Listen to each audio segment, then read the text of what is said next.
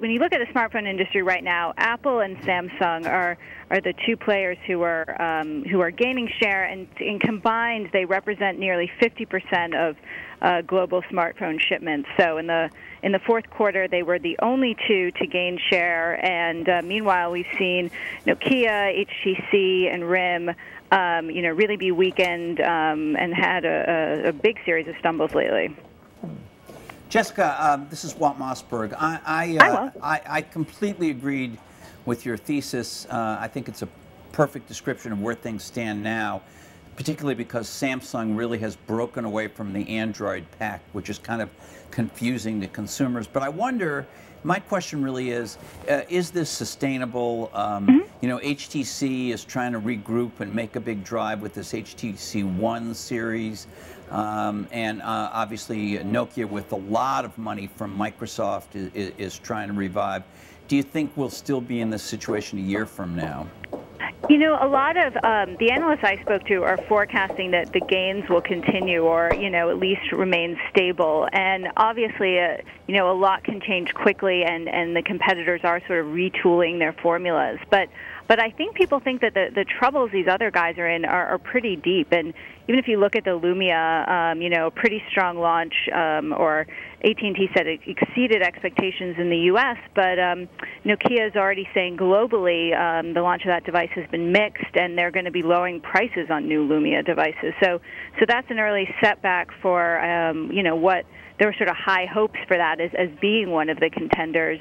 I think people think Samsung will continue to have momentum, and they've got the new Galaxy phone coming out. So, I think we point out in the piece that these things sort of definitely come in cycles, and many players have been on top, and this certainly won't be the landscape a few years from now. But in the sort of year time frame, I think we might see a very similar picture. Now, one thing that I found pretty startling was that although you had, and we just saw it, the market share figures, about a quarter of the market each for Samsung and Apple, the share of operating profits, when you combine those two, is 91% of the operating profits. So, and profits is what this is all about, and so they're really like eating everyone's lunch together, aren't they? Yeah, and that's up from about, in the 60% range just a year ago, just to show you where that's going. I mean, obviously a lot of that is Apple. It's the real, when it comes to profitability, it's a real standout, and that includes a pretty high-profile launch of the new 4S.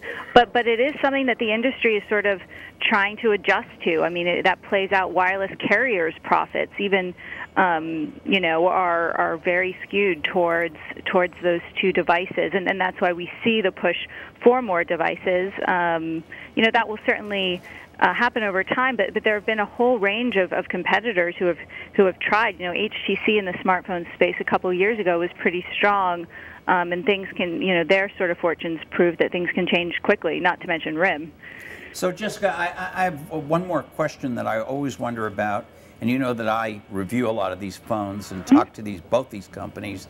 I wonder about whether you think Apple will follow the path they did with the iPod and bring out different sizes and prices and types of iPhones. I'm not just talking about keeping the old ones on the market, which they have, but really developing new and different forms. And in the case of Samsung, kind of the opposite. There is a trend I've noticed among a bunch of these Android guys to try to have fewer models because it's just confusing to a lot of consumers. Do you think either of those two things will happen? It's a great question. I mean, a lot of people predict that if Apple wants to maintain its scale, or to maintain scale, they're going to have to come up with different models for different markets, not just their current strategy of older models at cheaper prices.